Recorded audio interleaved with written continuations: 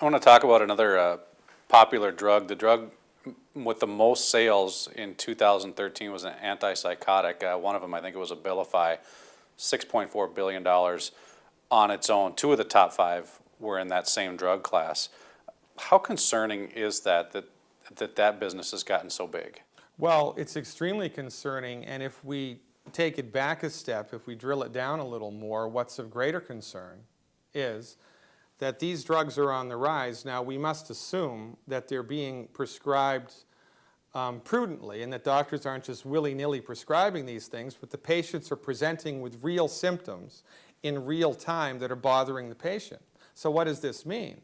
This means that psychoactive illnesses, illnesses of the brain chemistry, are on the rise.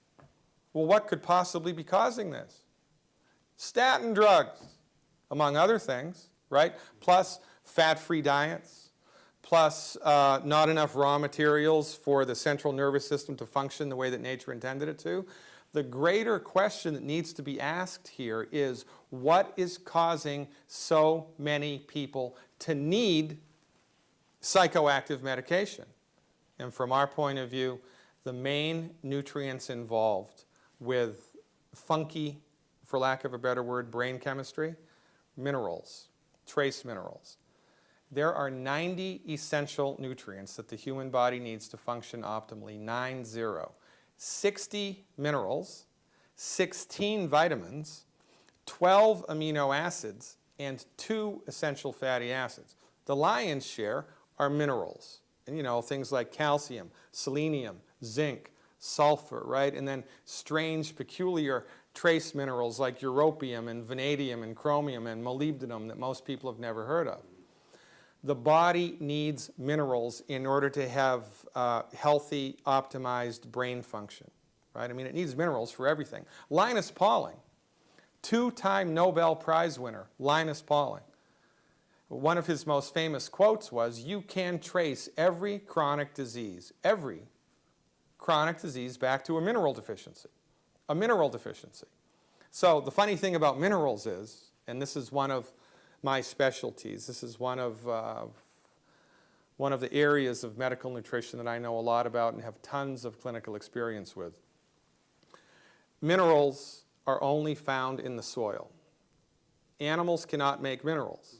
Plants cannot make minerals, right? If plants could make minerals, we could bioengineer lettuce to make gold, right? We'd all be rich. But a cow's body can't make calcium. Well, where does a cow get calcium from? Well, a cow gets calcium from eating grass that was grown in soil in which there was calcium.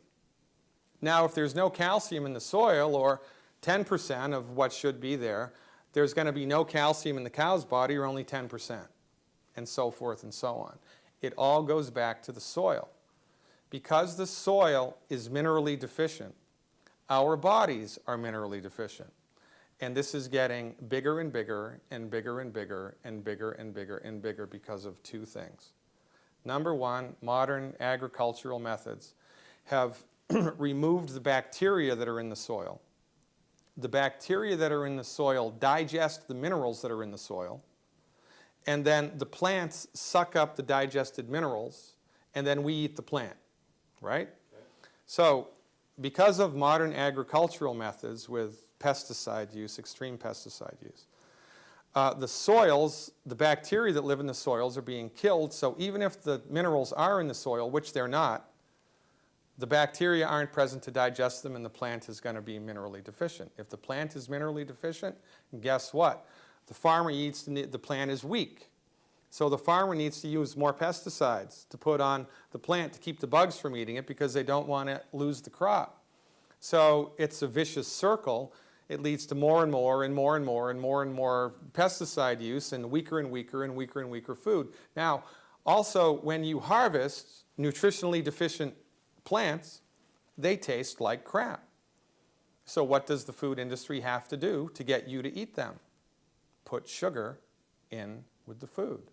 This is one of the reasons why sugar consumption has gone up, I don't know, like 800%. It's crazy how much sugar we eat here. And it's not because of the sugar industry is out to destroy humanity. It's because the food tastes like crap. Why does the food taste like crap? Because it's grown in minerally deficient soil, period. So everybody's bodies are becoming more and more and more and more minerally deficient as we go further and further in time. Now, when you combine bad farming processes, which are snowballing into extreme mineral deficiencies, with one other thing, people's bodies get mineral deficiencies accelerate to a tremendous degree. Whole grains.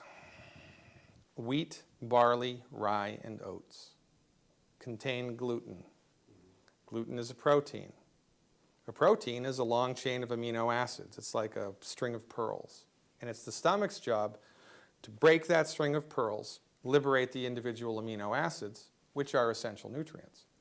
But the chemical bonds which hold the amino acids of gluten together are really, really difficult for most people's stomach acid to break.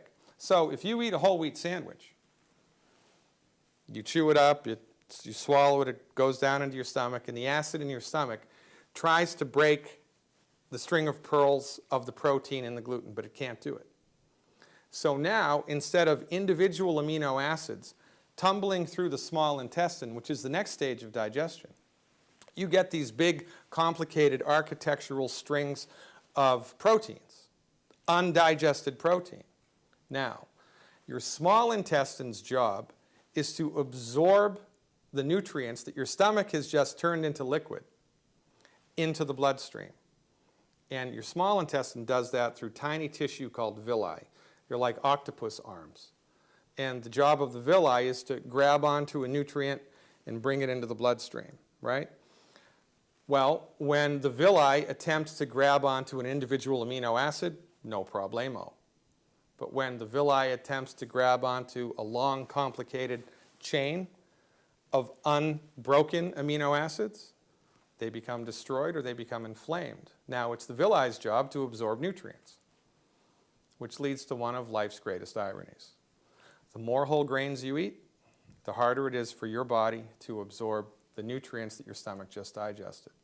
So not only are the foods minerally deficient because the soils are minerally deficient, but your body's ability to absorb what little nutrition there is in the food is extremely compromised because you listened to General Mills, Procter & Gamble, Monsanto, and the people that make the food. It's a bad idea to let the people who make the food give you advice about what food to eat. 4 of the most dangerous foods on planet Earth: wheat, barley, rye, and oats. My recommendation for everybody 100% across the board: stop eating these foods completely for 4 weeks in a row. 4 weeks. 4 weeks in a row. 28 days. Then on day 29, eat a lot of gluten. Have pancakes for breakfast, have a sandwich for lunch, have cookies and crackers, have pasta for dinner, and see how you feel. And as God is my witness, if you make it to lunch without something bad happening, I'll eat my hat.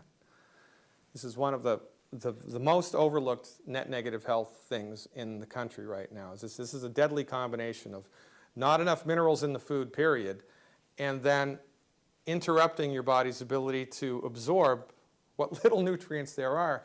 And this is why chronic diseases are accelerating, like autism, right? We believe autism is caused by bad nutrition in the blood of the pregnant mother. As the fetus is developing, it needs raw materials to make a brain, make a heart, make a liver, make a kidney. You can't make that out of pixie dust and air.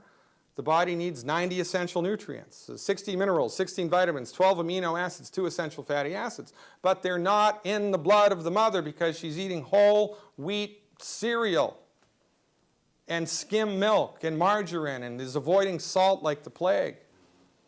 So from the proper perspective, with all of the data points, it all starts to make sense.